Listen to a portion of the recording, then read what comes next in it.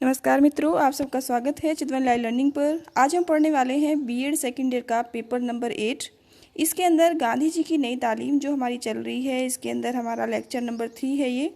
इसमें यूनिट 1 का संपूर्ण निचोड़ है और ऐसे क्वेश्चंस इसके अंदर मैं आज आपको पढ़ाऊंगी जो एग्ज़ाम में 101% आएंगे।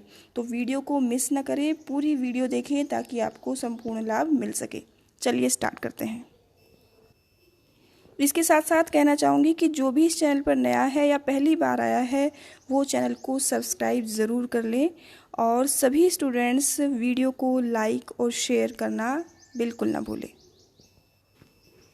सबसे पहले हम पढ़ने वाले हैं अति लघु उत्तरीय प्रश्न कि वे प्रश्न जिनके आंसर जो हैं शॉर्ट में दिए जाएंगे और वेरी इंपॉर्टेंट क्वेश्चंस हैं स्टूडेंट्स। तो सभी लोग, जितने भी स्टूडेंट्स इस वीडियो को देख रहे हैं, वो या तो इन जो क्वेश्चंस है इनको लिख लें या फिर इनके नोट बना लें, क्योंकि ये इतने इंपॉर्टेंट क्वेश्चन हैं कि ये आपके इस सब्जेक्ट का मेन नींव है।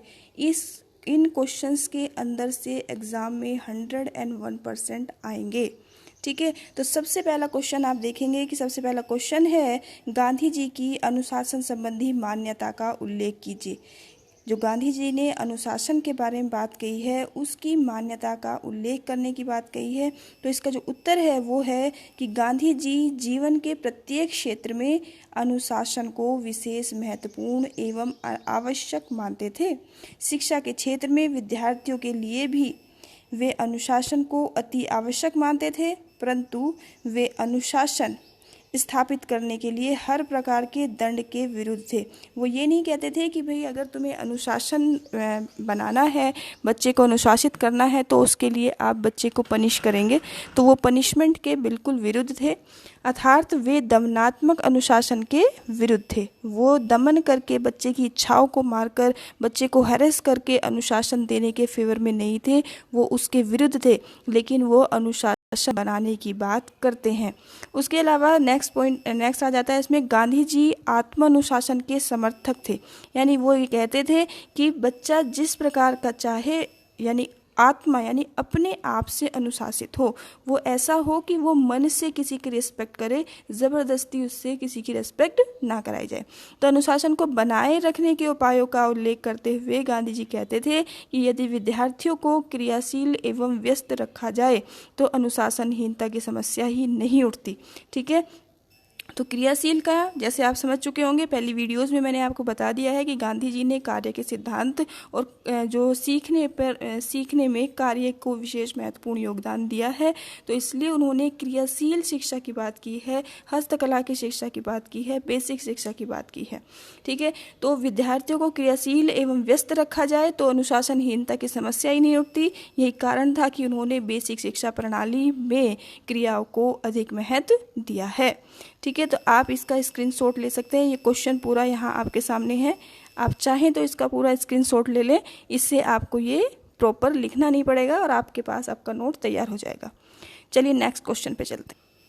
नेक्स्ट है क्वेश्चन नंबर 2, गांधी जी के अनुसार शिक्षा के क्षेत्र में शिक्षा के आवश्यक गुणों एवं भूमिका का उल्लेख कीजिए। जो शिक्षा के क्षेत्र में गांधी जी ने जो आवश्यक गुण बताए हैं और उसकी जो भूमिका है उसके बारे में हमें यहाँ बताना है। हमारा क्वेश्चन है, इसका आंसर है कि गांधी जी का कथन था कि शिक्षा की बहुत कुछ सफलता शिक्षकों पर निर्भर है। अतः शिक्षा कैसे होने चाहिए, जो मानवीय गुणों से युक्त हो। कैसे होने चाहिए, मानवीय गुणों से युक्त होने चाहिए। बालकों की जिज्ञासा और उत्सुकता को बढ़ाएं और उनकी भावनाओं, रुचियों और आवश्यकताओं का मार्गदर्शन करें तथा उनकी चिंताओं व समस्याओं को सुलझाएं। आई थिंक आपको समझ में आ रहा होगा कि किस चीज़ की बात कर रहे हैं यहाँ पर गांधी जी। गांधी जी कह रहे हैं कि जो शिक्षा, जो सफलता है वो शिक्षकों पर निर्भर करती है और शिक्षक भी ऐसे होने चाहिए जिसमें मानवीय गुण हो, जिससे बच्चों की उत्सुकता को बढ़ाएं, उनकी भावना और रुचियों की कदर करें, उनकी आवश्यकताओं की पूर्ति के लिए उनका मार्गदर्शन करें और उनकी समस्याओं को सुलझाएं। उन्हें स्थानीय परिस्थितियों का पूर्ण ज्ञान हो, जिससे वे स्थानीय व्यवसाय, हस्तकार्यों एवं उद्योग धंधों की शिक्षा के लिए उनका सफलतापूर्वक उपयोग कर सकें। गांधी जी के अनुसार शिक्षकों को बालकों का विश्वास पात्र बन जाना चाहिए बन जाना चाहिए और उन्हें अपने उत्तरदायित्वों को पूर्ण रूप से निभाने का प्रयास करना चाहिए। तो ये इस क्वेश्चन का आंसर हो जाता है।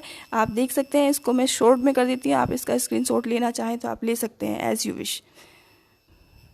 क्वेश्चन नंबर 3 है आपका कि स्त्री शिक्षा के विषय में गांधी जी के विचार क्या थे।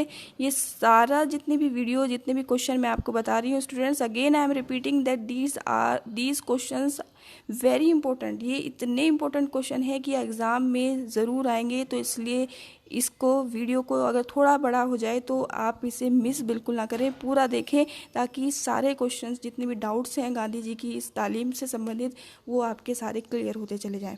तो थर्ड क्वेश्चन है, स्त्री शिक्षा के विषय में गांधी जी के विचारों का उल्लेख करने की बात की है, यानी कि गांधी जी के विचार में स्त्री शिक्षा के बारे में उन्होंने क्या बात कही है। तो गांधी जी का विचार था कि भारतीय समाज, ठीक है, भारतीय समाज के उत्थान एवं विकास एवं प्रगति के लिए स्त्रियों की शिक्षा को सुधारना आवश्यक है। इसके लिए स्त्रियों को ऐसी शिक्षा देनी चाहिए जिससे स्त्रियां अपने कर्तव्यों और अधिकारों से परिचित हो जाएं। इसके लिए वे स्त्रियों को गृह विज्ञान, पाकशास्त्र, गृह परिचर्या एवं बाल मनोविज्ञान, स्वास्थ्य, सफाई के नियम आदि तथा सामान्य शिक्षा प्रदान करने के पक्ष में थे।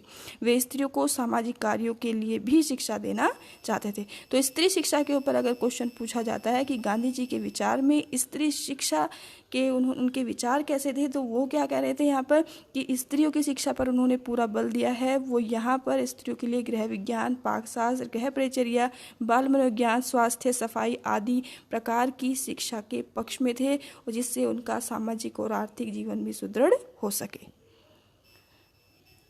क्वेश्चन नंबर 4 आ जाता है आपके सामने कि प्रौढ़ शिक्षा के विषय में गांधी जी के विचार। अब चौथा पॉइंट आ गया आपके सामने कि गांधी जी ने प्रौढ़ शिक्षा के बारे में क्या कहा है। अभी हमने स्त्री शिक्षा पढ़ा है, नेक्स्ट पॉइंट हमारा गांधी जी के विचारों में प्रौढ़ शिक्षा के ऊपर आ गया है कि प्रौढ़ शिक्षा का उल्लेख करने के लिए क्या कहा है उन्होंने।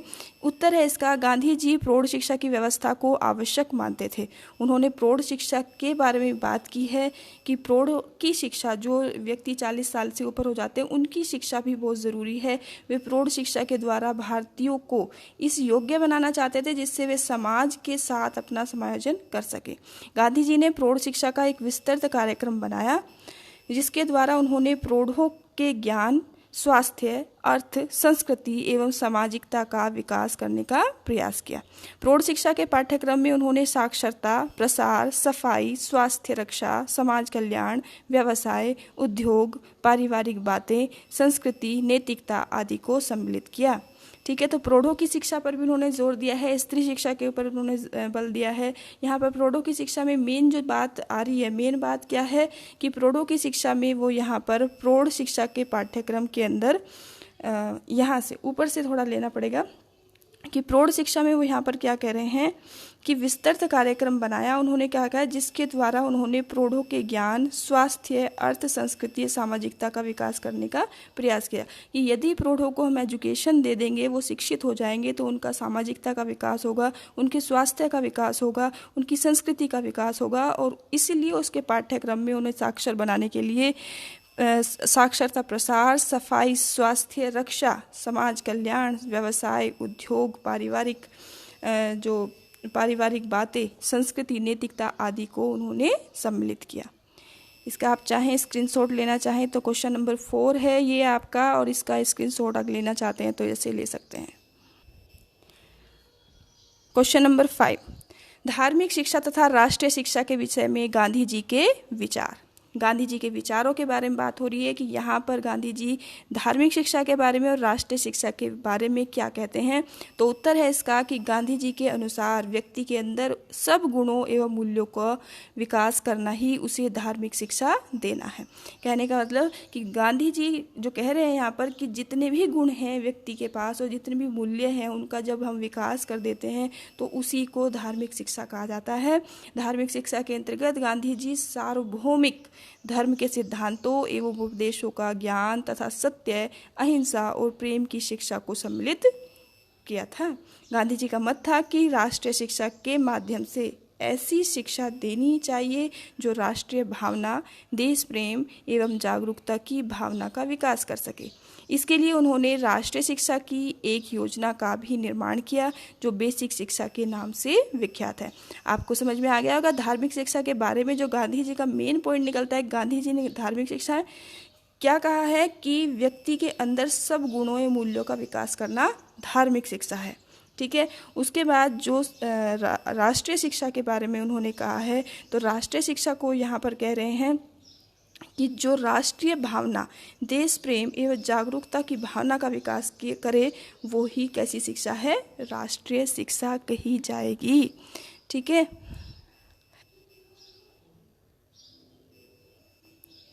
आपके 5 क्वेश्चन जो थे वो जो शॉर्ट क्वेश्चन थे वो मैंने करा दिए हैं। अब वेरी शॉर्ट क्वेश्चन है जिसका पर्टिकुलर एक वर्ड का आंसर होता है, आज हम वो कर लेते हैं। उसके अलावा जितने और क्वेश्चंस बीच बीच में बनते चले जाएंगे वो मैं आपको नेक्स्ट वीडियो में प्रोवाइड करती जाऊंगी। तो चलिए नेक्स्ट निश्चित उत्तरीय प्रश्न है आपके। तो प्रश्न नंबर 1 है कि गांधी जी के अनुसार शिक्षा का अर्थ स्पष्ट कीजिए। तो गांधी जी ने शिक्षा का अर्थ क्या बताया है? गांधी जी के अनुसार व्यक्ति के शरीर, मस्तिष्क और आत्मा में निहित सर्वोत्तम गुणों का सर्वांगीण विकास ही शिक्षा है। वेरी शॉर्ट है, बहुत मेहनत से नोट्स बनाए हैं आपके लिए। तो वीडियो को लाइक और शेयर करना बिल्कुल ना भूलें, और जो भी नए सब्सक्राइबर हैं, जो भी नए व्यूअर्स हैं, वो चैनल को सब्सक्राइब ज़रूर करें। ठीक है, तो सबसे पहला क्वेश्चन हम पढ़ ले, वही जो मैंने बताया कि गांधी जी ने शिक्षा को क्या कहा है। तो उसके अनुसार कि व्यक्ति के शरीर, मस्तिष्क और आत्मा में निहित सर्वोत्तम गुणों का सर्वांगीण विकास गांधी जी के अनुसार शिक्षा है। ठीक है, नेक्स्ट है क्वेश्चन नंबर 2, गांधी जी के अनुसार शिक्षा का सर्वोच्च उद्देश्य क्या है? सर्वोच्च उद्देश्य क्या कह रहे हैं वो यहाँ पर, या क्वेश्चन दूसरा बन सकता है, गांधी जी की शिक्षा प्रणाली में शिक्षा का अंतिम उद्देश्य क्या है? तो उद्देश्य अंतिम है, गांधी जी के अनुसार शिक्षा का सर्वोच्च उद्देश्य आत्मानुभूति तथा ईश्वर की प्राप्ति है। क्या है सर्वोच्च उद्देश्य? आत्मानुभूति तथा ईश्वर की प्राप्ति गांधी जी के अनुसार शिक्षा का अंतिम उद्देश्य है। नेक्स्ट है क्वेश्चन नंबर 3 कि जन शिक्षा के विषय में गांधी जी का क्या विचार था? जन की शिक्षा यानी कि जो पब्लिक है, जो लोग हैं, उनकी शिक्षा के बारे में गांधी जी क्या कहते हैं? उत्तर है इसका कि गांधी जी जन शिक्षा के प्रबल समर्थक थे। उनके अनुसार प्रत्येक व्यक्ति का शिक्षित होना अनिवार्य है। जन शिक्षा के बारे में वो हर एक व्यक्ति को शिक्षित करने की बात कहते हैं। नेक्स्ट आ जाता है क्वेश्चन नंबर 4 कि गांधी जी के शिक्षा दर्शन पर आधारित शिक्षा प्रणाली किस नाम से जानी जाती है, या फिर महात्मा गांधी जी ने कौन सी शिक्षा पद्धति बनाई थी? ये 2 क्वेश्चन बन सकते हैं। इसका आंसर है आपका कि गांधी जी के शिक्षा दर्शन पर आधारित शिक्षा प्रणाली बेसिक शिक्षा प्रणाली है। ये क्वेश्चन वैसे हम आपको पढ़ा ही रहे हैं कि कौन सी शिक्षा प्रणाली की उन्होंने व्यवस्था की है, तो वो बेसिक शिक्षा प्रणाली है। इससे पहली वीडियो में मैंने बताया था कि बेसिक शिक्षा प्रणाली और किन नामों से जानी जाती है? नई तालीम के नाम से जानी जाती है, बुनियादी शिक्षा के नाम से जानी जाती है, वृद्धा शिक्षा योजना के नाम से जानी जाती है, बुनियादी तालीम के नाम से जानी जाती है, बुनियादी शिक्षा के नाम से जानी जाती है। तो इस तरह से इसके बहुत सारे नाम हो जाते हैं। और बेसिक शिक्षा, ये सारे जो हैं बुनियादी शिक्षा यानी कि नई तालीम के ही अलग अलग नाम हैं। नेक्स्ट आ जाएगा आपका क्वेश्चन नंबर 5। क्वेश्चन नंबर 5 है गांधी जी किस प्रकार के अनुशासन के विरुद्ध थे तथा उन्होंने किस प्रकार के अनुशासन का समर्थन किया है? तो विरुद्ध किसके थे? वो दमनात्मक अनुशासन के विरुद्ध थे। अभी हमने थोड़ी देर पहले पिछले क्वेश्चन में पढ़ा था कि किसके विरुद्ध थे? वो दमनात्मक अनुशासन के विरुद्ध थे तथा उन्होंने आत्मानुशासन का समर्थन किया है। नेक्स्ट क्वेश्चन है प्रश्न नंबर 6 है गांधी जी के अनुसार छात्रों को अनुशासित रखने का सर्वोत्तम उपाय क्या है? उन्होंने छात्रों को अनुशासित रखने के लिए सर्वोत्तम उपाय क्या बताया है? उत्तर है इसका, आप देखते चलेंगे, गांधी जी के अनुसार छात्रों को अनुशासित रखने का सर्वोत्तम उपाय उन्हें क्रियाशील रखना है। उन्होंने कहा है कि यदि बच्चों को अनुशासित रखना है तो उन्हें क्रियाशील बनाओ, उन्हें किसी भी कार्य में लगाओ। यदि जब बच्चा किसी भी कार्य को प्रैक्टिकली करेगा तो वो अनुशासित रहेगा और वो अपने से जो बड़े होंगे उनका समर्थन भी करेगा, उसके साथ साथ वो कार्य की रिस्पेक्ट करना सीखेगा, वो श्रम की रिस्पेक्ट करना सीखेगा। नहीं तो आज के टाइम में आप देख रहे हैं बच्चा जो है कार्य की रिस्पेक्ट नहीं करता। जो एक तरह का गुण है जिससे व्यक्ति को समाज में ऊपर उठने में जो मदद करता है, वो गुण कहीं ना कहीं छुपता जा रहा है। और वो उसको अगर हमें जागृत करना है तो उसके लिए ज़रूरी है कि हम बच्चों को काम में लगाएं, जिससे बच्चा अपने काम की रिस्पेक्ट करेगा, अपनी मेहनत की रिस्पेक्ट करेगा, तो वो जानेगा कि दूसरे काम की भी, दूसरे व्यक्ति के काम की भी कितनी इम्पोर्टेंस होती है, दूसरे व्यक्ति की मेहनत को भी वो इम्पोर्टेंस देगा, महत्व देगा। ठीक है, अगला आ जाता है प्रश्न नंबर 7 कि महात्मा गांधी की देश की बहुत सी देनों में से बेसिक शिक्षा के प्रयोग की देन सर्वोत्तम है, यह किसका कथन था? तो ये कथन जो था वो था प्रस्तुत कथन हुमायूं कबीर का है। जो ये कथन है, क्वेश्चन पूछा जा सकता है कि सर्वोत्तम जो बेसिक शिक्षा के प्रयोग में देन सर्वोत्तम है, यह कथन किसका है? ये है आपका हुमायूं कबीर का। नेक्स्ट आ जाता है प्रश्न नंबर 8 कि किस भारतीय शिक्षा शास्त्री ने सत्य और ईश्वर की अनुभूति के लिए अहिंसा को ही एक साधन समझा है? तो वो कौन थे? कौन से भारतीय शिक्षा शास्त्री थे वो जिन्होंने सत्य और ईश्वर की अनुभूति के लिए अहिंसा को एकमात्र साधन समझा? वो थे मोहनदास करमचंद गांधी। आप जानते ही हैं कि महात्मा गांधी वो व्यक्ति हैं जिन्होंने सत्य और अहिंसा का नारा दिया था, और वो ईश्वर की अनुभूति के लिए अहिंसा को एकमात्र साधन समझते थे। ठीक है स्टूडेंट्स, इस तरह से सारे जितने भी क्वेश्चंस थे, जो इम्पोर्टेंट क्वेश्चन बनते थे आपके इस यूनिट से, और अगली आने वाली जो मेन यूनिट के बीच बीच में जो क्वेश्चंस आते रहते हैं, उनसे मैंने जो बिल्कुल निचोड़ उठाकर ये सारे क्वेश्चन उठाए हैं, जिसमें आपके पूरे के पूरे गांधी जी की नई तालीम का सार आ जाता है। तो अगर आपको मेरे द्वारा दी हुई ये नोट्स, मेरे द्वारा प्रोवाइड कराए हुए जो नोट्स हैं वो आपको अच्छे लगे हैं, तो आप वीडियो को लाइक, शेयर और सब्सक्राइब करना बिल्कुल ना भूलें। चलिए मिलते हैं नेक्स्ट वीडियो में, तब तक के लिए जय हिंद, जय भारत।